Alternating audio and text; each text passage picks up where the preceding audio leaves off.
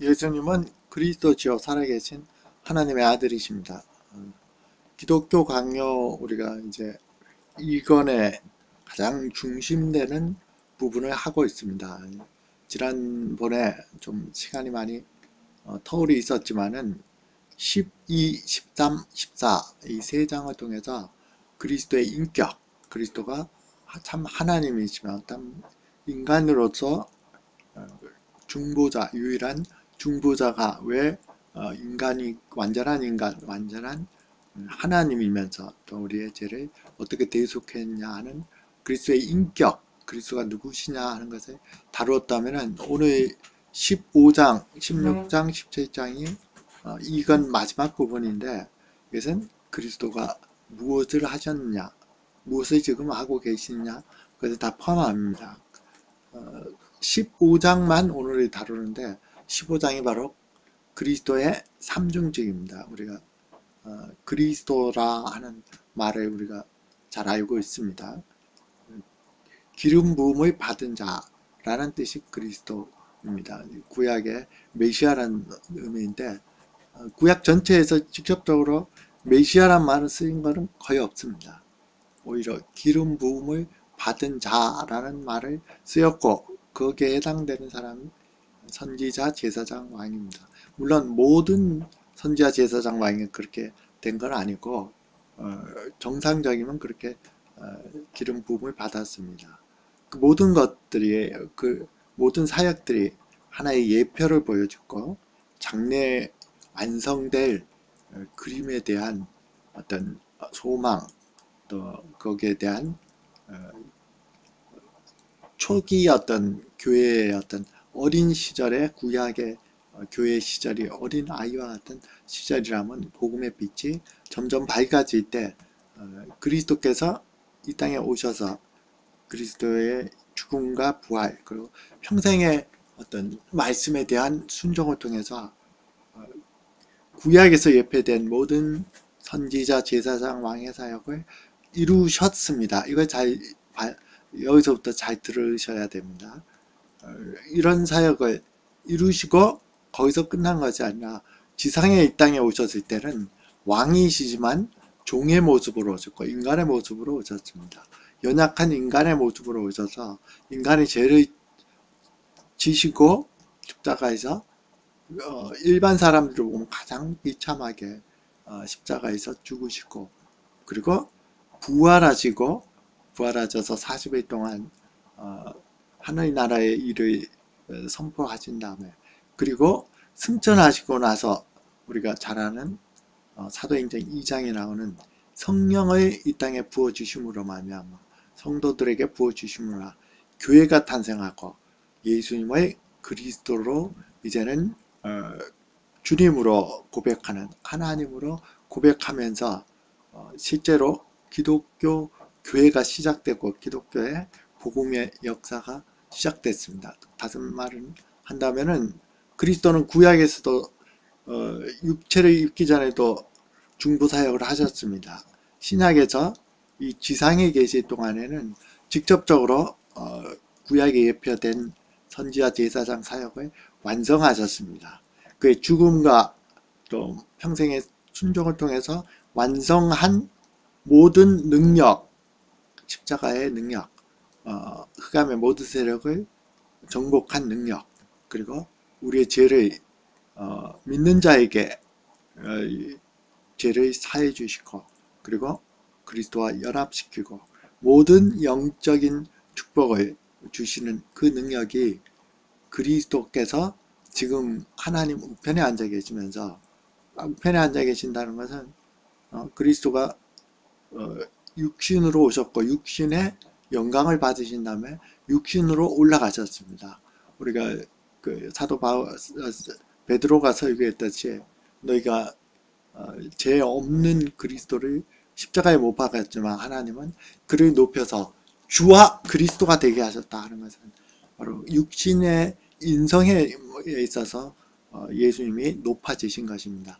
이제 예수님은 종으로서의 사역이 아니라 왕으로서의 사역 그리고 성령을 보내주셔서 마치 오순절날 성령을 보내셔서 교회가 탄생하고 그리스도가 온 세상에 전파되는 것처럼 말씀과 성령을 통해서 선지자적인 역할로 자신을 알리시고 교회를 통해서 알리십니다. 그리고 왕으로서 교회를 보호하고 신자들을 보호하십니다.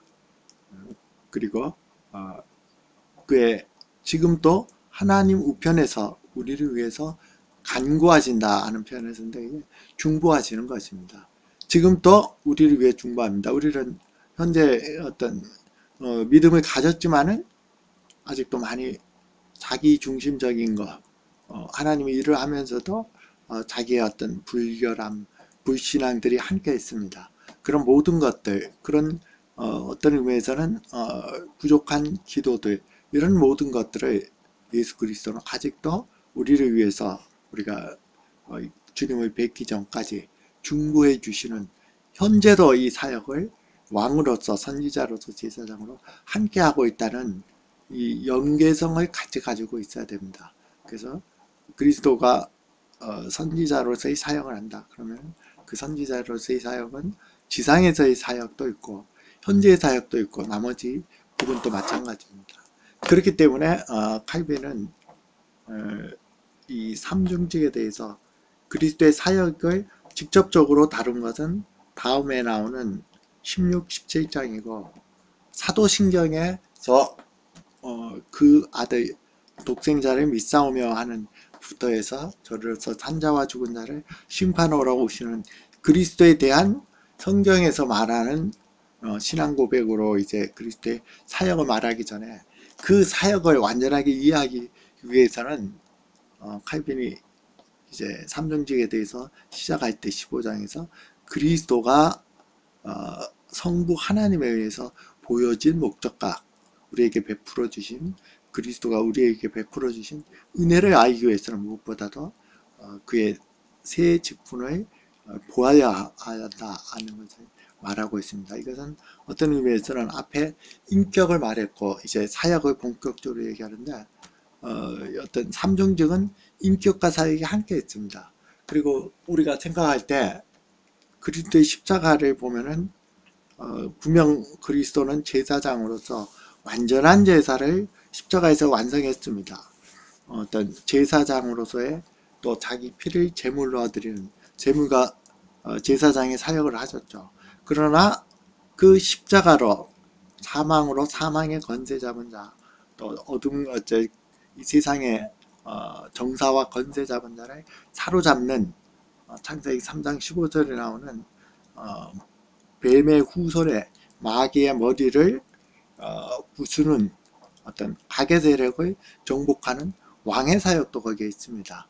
그리고 그 십자가를 통해서 하나님의 무한한 공의와 무한한 사랑이 잘 조화돼서 우리에게 참된 은혜로 오는 선지자적인 예언자적인 사역도 같이 있습니다. 그렇기 때문에 우리가 이것의 임의로 분류를 할 수 있고 또 고유한 것은 있지만은 인격이 분리되지 않는 것처럼 한 사건 안에서도 그런 것이 다 있기 때문에 뭘 이렇게 칼로 뭘 자르듯이 선지자 사역은 이거 뭐 어떤 사역은 이거 이렇게 하는 것은 여러 가지 그 통합적으로 볼 필요가 있습니다. 그리스도의 삼중직 선지자, 제사장, 왕, 우리는 이렇게 말합니다. 선지자, 제사장, 왕 말을 하는데 칼빈은 의도적으로 좀 바꿨습니다. 선지자라고도 할 수 있고 예언자라고도 할 수 있습니다. 오늘 에서는 그냥 예언자로 하겠습니다. 선지자로 하겠습니다. 선지자하고 왕 제사장으로 했습니다. 이것은 뒤에 나오는 그리스도의 16, 17장의 사역의 대부분이 물론 부활 승천하시고 최후의 심판하시는 것도 있지만 주로 이 지상의 사역에서 제사장의 사역, 완전한 제사를 이루는 것과 연장선상에서 아마 명확하지는 않지만 대체로 제사장직을 뒤로 말했습니다.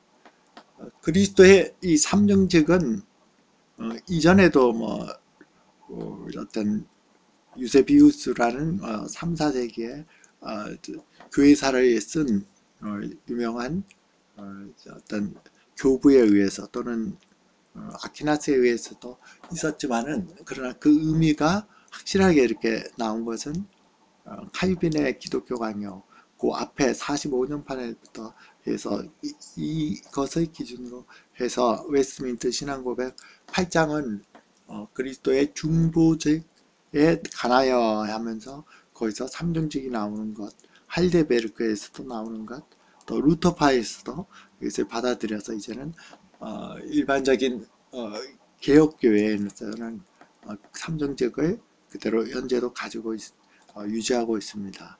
그리스도의 예언자직은 한마디로 표현했을 때 칼빈은 이렇게 표현했습니다. 그리스도는 하나님의 은혜에 대한 증거, 또 그것을 알리기 위해서 성령으로 기름 부음을 받았다, 이렇게 말하고 있습니다.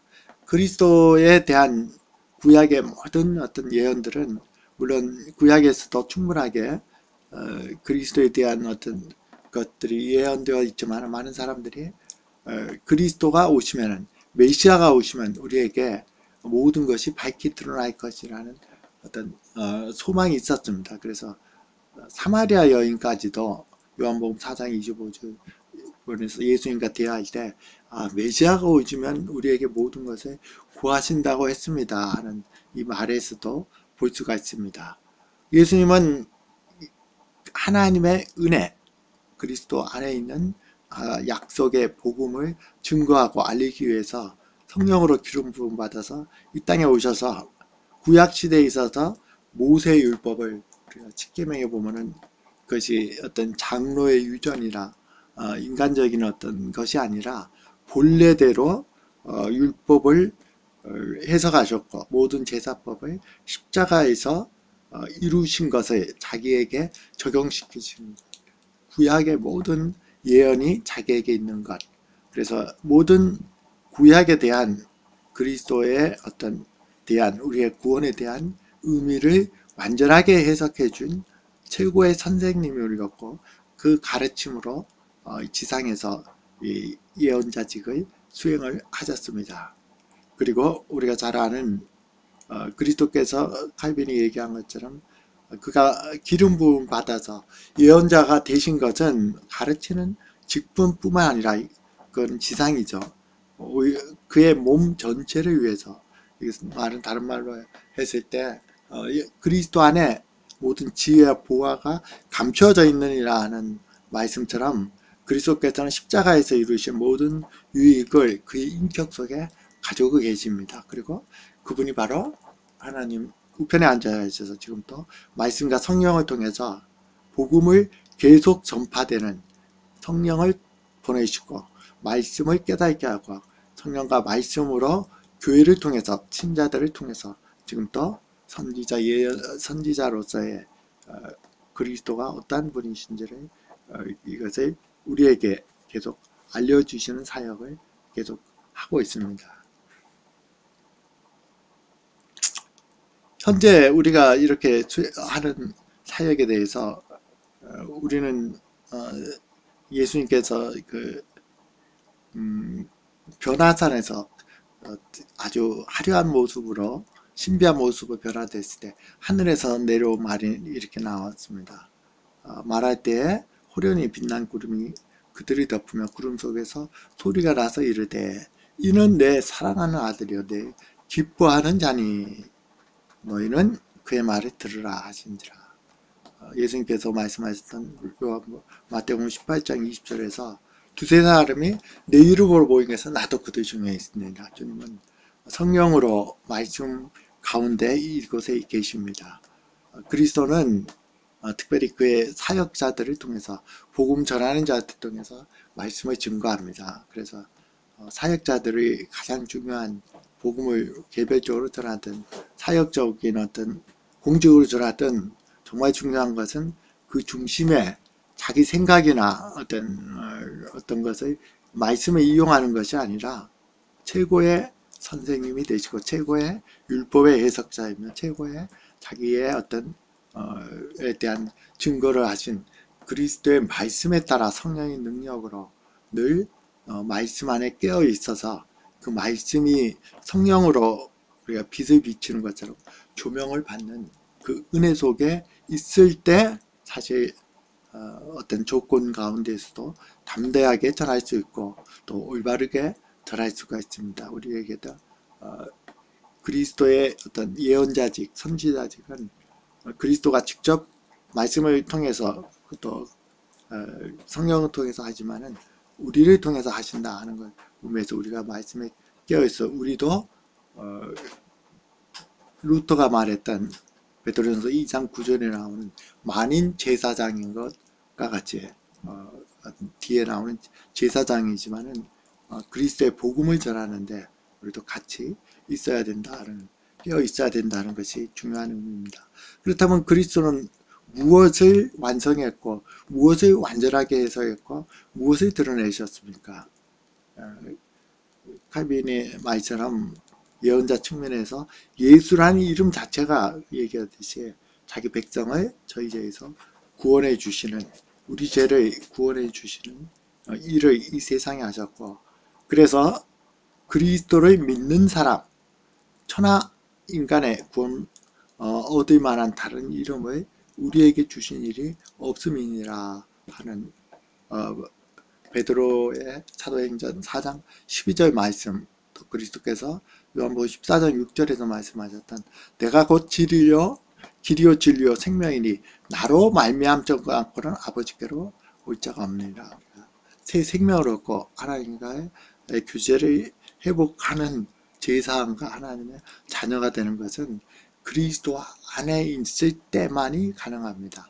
그리스도를 통해서만 가능합니다. 왜냐하면 그리스도라는 그 지금 살아계신 그 인격 안에 그분이 십자가를 통해서 이루신 모든 사역의 공로들, 모든 영적인 은혜들이 그 속에 다 포함되어 있습니다. 그래서 우리가 그리스도를 믿고 그리스도와 함께 동행하고 그리스도와 접붙임이 되고 그리스도라는 포도나무에 접붙임이 되는 것처럼 또는 머리에 어떤 지체가 되는 것처럼 교회라는 머리에 우리가 지체로 그리스도 안에 참여할 때 인격적인 깊은 교제 안에서 그리스도가 가진 십자가의 공로가 바로 내 것이 되기 때문에 제사함을 받습니다.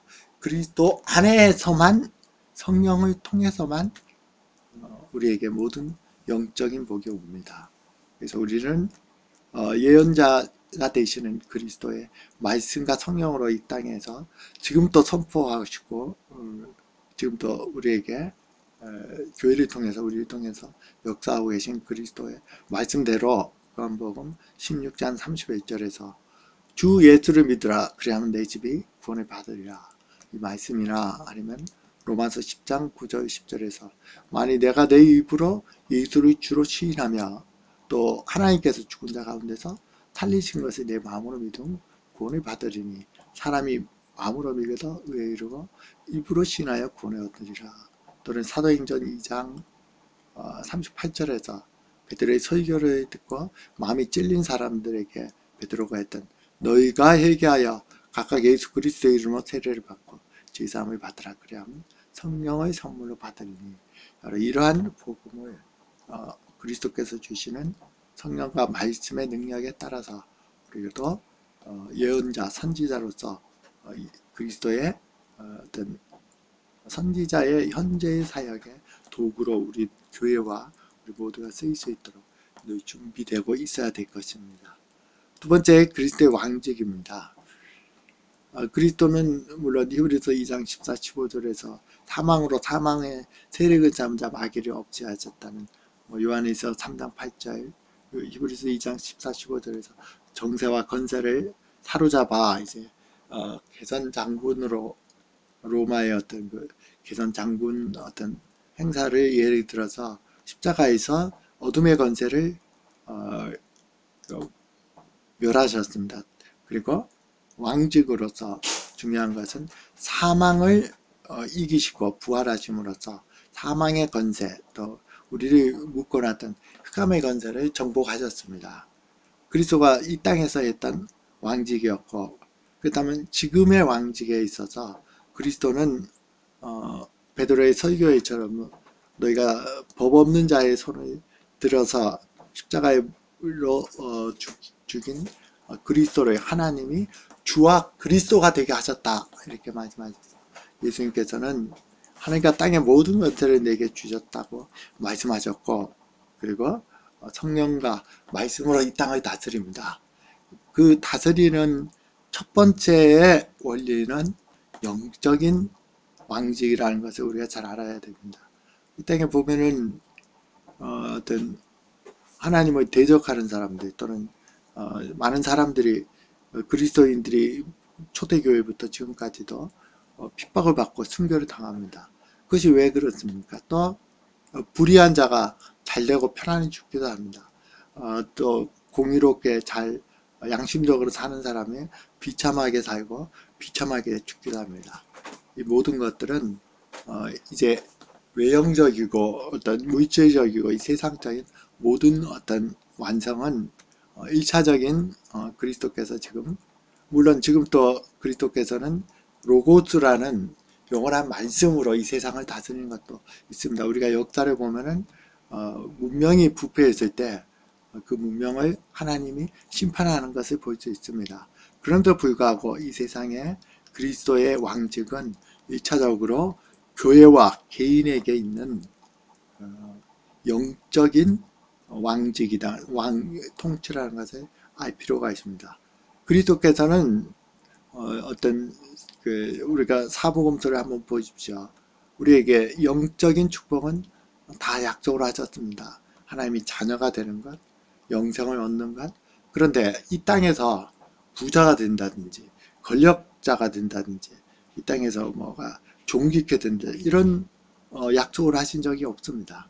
어떤 의미에서는 그리스도는 왕으로서 이 땅을 다스릴 때 분명히 왕이기 때문에 왕의 가장 중요한 직책은 영원한 왕으로서의 능력으로 교회가 아무리 핍박을 받아도 교회를 보존하시고, 또 그리스도인이 참된 신앙을 가졌다면 아무리 어려움과 고난이 닥칠지라도 마침내 이 세상에서 믿음을 지키고 그리스도와 만나는 이 믿음의 승리를 가져오는 참된 왕의 직분을 현재 수행하고 있습니다. 이 말 속에서 우리가 참된 위안을 찾아야 됩니다. 왜 나한테 어떤 육체적인 거, 환경적인 거, 또 이거 해결되면 다른 문제들이 계속 올까? 그리스도가 왕이시라면은 이런 걸 다 편안하게 해줘야 되지 않냐, 이렇게 생각할 수 있지만은, 오히려 그리스도께서는 우리에게 기도하셨던 것은 이 세상에서 데려가는 것도 아니고, 이 세상에서 뭔가 큰 권세를 잡고 부귀영화를 누리는 것도 아니고, 이 세상에서 악에 빠지지 않기를 위해서 기도했습니다. 그리고 말씀으로 거룩해 돼서 이 세상 속에서 오히려 천국 백성으로서의 준비를 하는 그런 시간을 갖는 것을 어떤 영적인 큰 지도자에게도 다시 세밀하게 들어가면 어떤 많은 어떤 개인적인 어려움 같은 것들이 있을 수 있습니다. 그리고 어떤 굴곡이 있을 수 있습니다. 그런 것들을 통해서 하나님은, 그리스도는 왕권을 수행한다는 것을 우리가 잘 알 필요가 있습니다.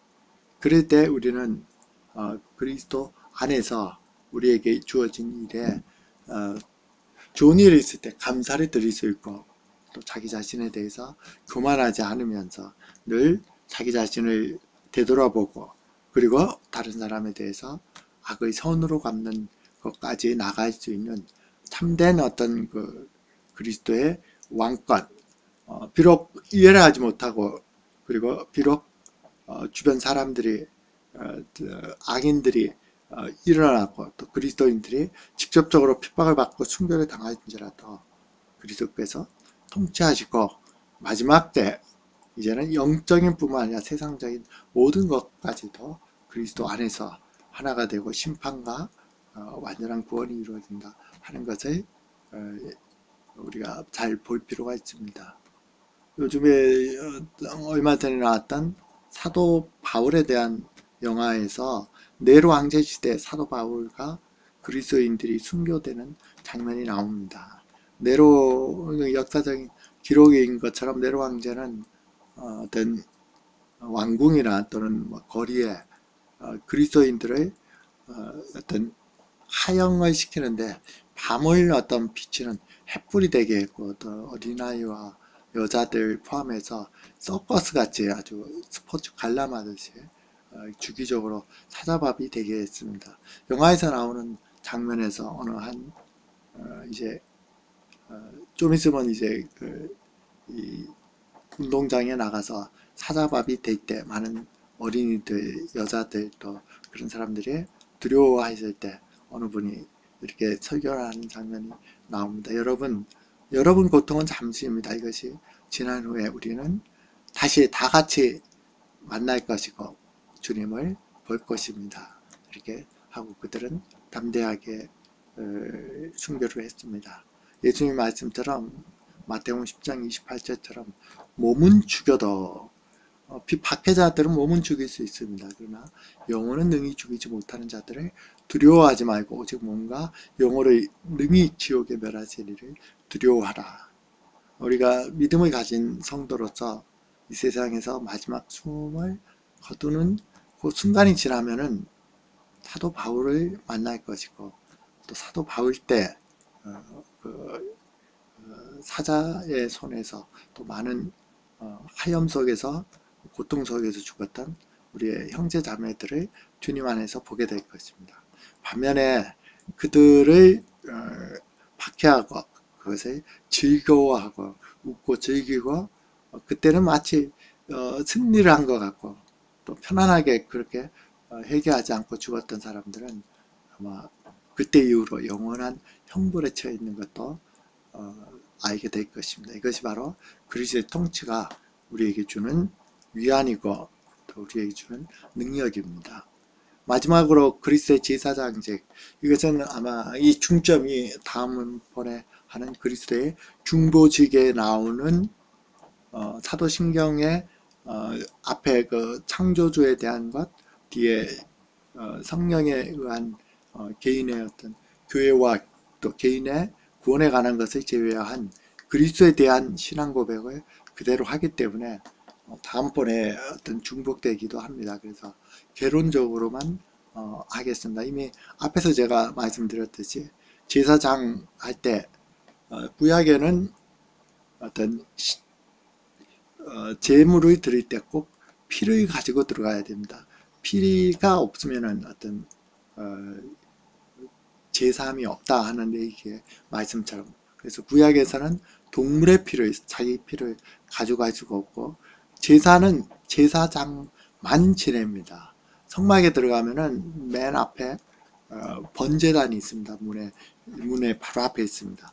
그 번제단에서 만약에 속죄제를 드린다 하면은 이제 속죄제를 드리기 위해서 그 형편에 맞게 가져온 제물에 안수를 합니다. 가져온 사람이.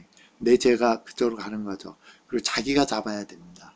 자기가 죽어야 되는데 내 죄가 이 동물에게 옮겨진 것을 자기가 잡습니다.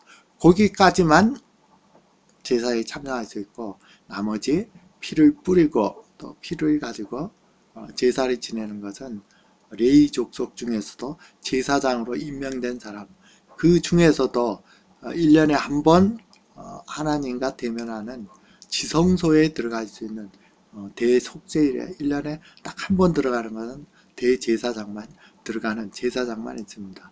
근데 그리스도께서는 이런 모든 모형에서 그 제물 자체가 십자가에서 자기의 피를 해줬고, 제사장은 레위 족속이 되는데 예수님은 유다 족속입니다.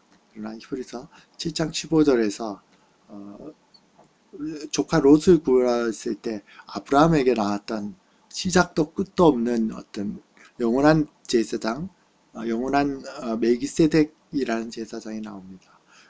어떤 12지파와는 별도로 7장 15절에 나오고 멜기세덱과 같은 별다른 한 제사장이 일어난 것을 보니 더욱 분명하다. 그리스도는 영원한 제사장으로 이미 창세전에 하나님 앞에 택한 받은 제사장으로서 유대 지파를 뛰어넘어서 제사장으로서 자기 피를 가지고 요 히브리서 10장 12절에서 오직 그리스도는 죄를 위하여 한 영원한 제사를 드리시고 그리고 부활 생존해서 하나님 우편에 앉아 계셨습니다.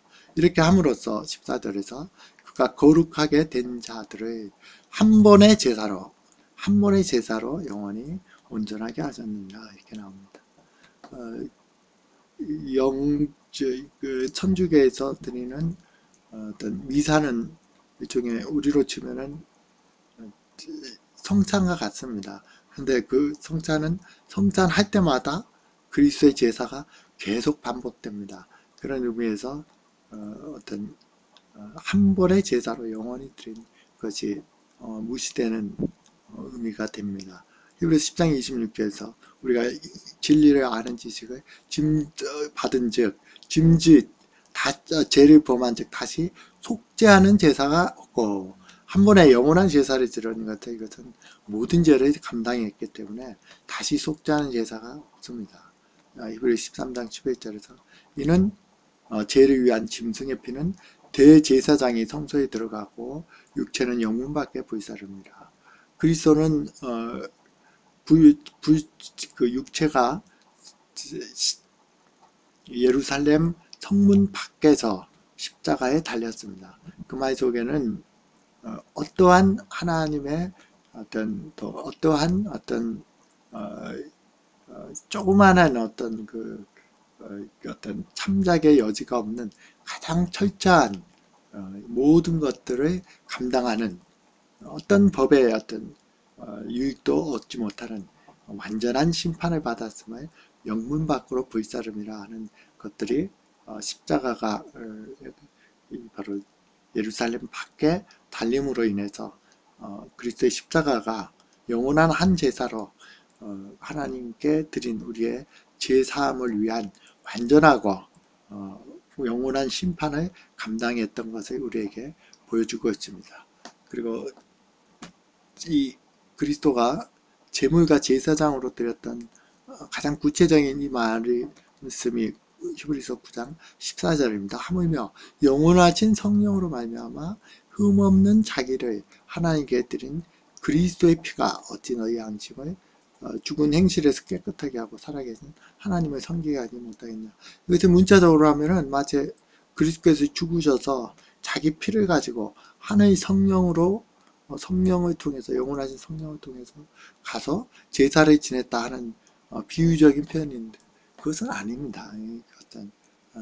어떤 히브리어의 또 히브리 문화에서 나오는 비유적인 표현이고 이 자체가 십자가의 죽음을 의미하는 것입니다. 십자가의 죽음 자체가 영원한 성령이 피는 피 자체가 의미가 있는 것이 아니라 죽음을 의미하기 때문에 피 흘림이 없이는 제사함이 없다는 피를 단순히 의미하는 게 아니라 어떤 죄 지은 자는 반드시 죽음으로 그 죽음을 그 죄를 대신해야 되기 때문에 그 죽음을 통해서 영원한 한 제사, 그것은 일반 동물의 제사가 아니라 하나님의 아들의 제사이기 때문에 하나님의 아들이며 죄가 없는 분으로 우리의 모든 죄를 실제적으로 감당했던 그래서 영원한 한 제사로 이 땅에서 이것을 성취하셨습니다.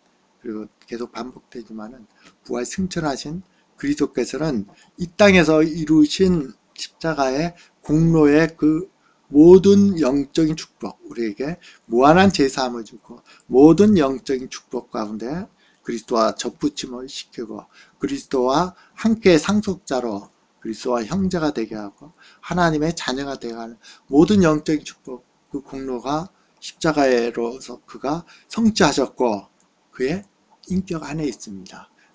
그렇기 때문에 우리가 다른 교도들 다른 종교는 율법을 지키고 또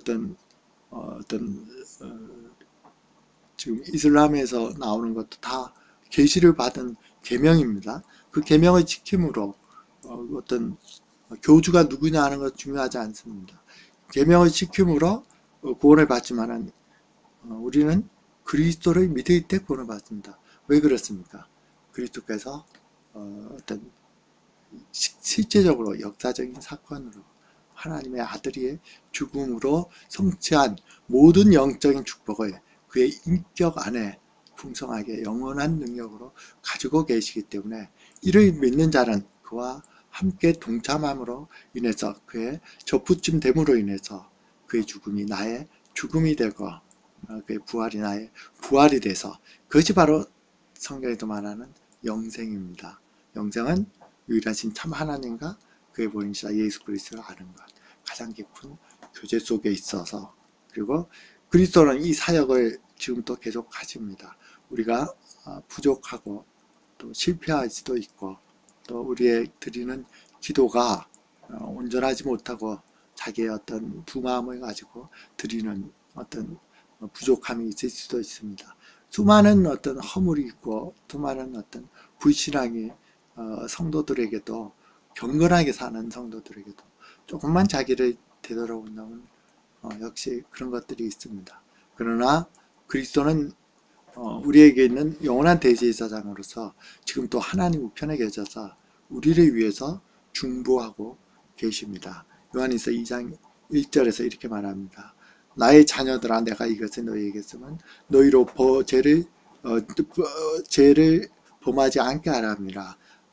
근데 만일 누가 죄를 범하여도 아버지 앞에서 우리에게 대언자는 중보자랑 같은 뜻입니다.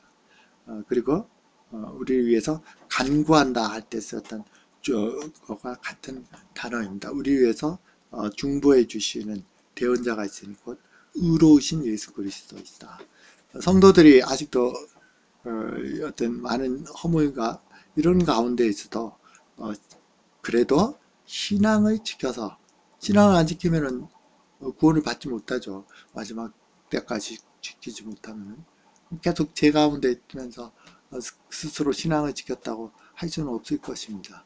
그러면서도 불의와 부정이 있으면서도 그러나 계속 전진해 나갈 수 있고 기도할 수 있고 그리스도의 은혜를 더욱 누릴 수 있고, 이 땅에서 많은 시련이 있으면서도 어떤 그 가운데서도 평안을 누리고 참된 소망을 누리고 또 이 땅에서 그리스도와 동행하는 삶, 그러면서도 힘 닿는 대로 그리스도를 증거하는 그런 제사장으로 많은 제사장의 삶을 하나님과의 교제와 또 이웃과의 교제에서도 할 수 있는 것은 그리스도께서 지금도 말씀과 성령으로 선지자로서, 제사장으로서, 그리고 왕으로서 교회와 우리 각자를 통치해 주시는 그 은혜 때문에 우리가 그래도 이렇게 신앙생활을 하고 신앙의 전진을 교회 안에서 누리고 있습니다. 우리는 살아계신 그리스도, 아직도 지금도 삼중직을 수행하는 그 그리스도와 동행하는 이러한 축복된 삶, 성령 안에서 참된 소망 가운데서도, 이 세상 가운데서도 담대하게 살 수 있는 이런 은혜 속에서 사는 삶이 우리 모든 주말성교회, 특히 쟁의연에게 분명한 은혜로 다가오는 그런 은혜가 속해 있기를 기원드립니다. 기도드리겠습니다. 살아계신 아버지 하나님, 우리를 위해서 주께서 선지자, 제사장, 왕의 삼중직을 이미 구약시대도 수행하셨고 이제는 신앙을 통해서 이 지상에서 완전하게 성취하셔서 그의 인격 속에서 우리를 위해서 지금도 말씀으로 성령으로 이 세상을 다스리시며 또 성령의 조명을 통해서 우리를 깨우쳐 주시며 그리고 우리로 하여금 부족한 많은 것들을 하나님의 대언자로서 우리 위해서 지금도 중보해 주시는 만왕의 왕, 만군의 주가 되시는 거룩하시며 우리의 참된 사랑이 되시는 우리 주 예수 그리스도께 감사와 찬양과 존귀를 드립니다. 예수 그리스도의 이름으로 기도드렸습니다. 아멘.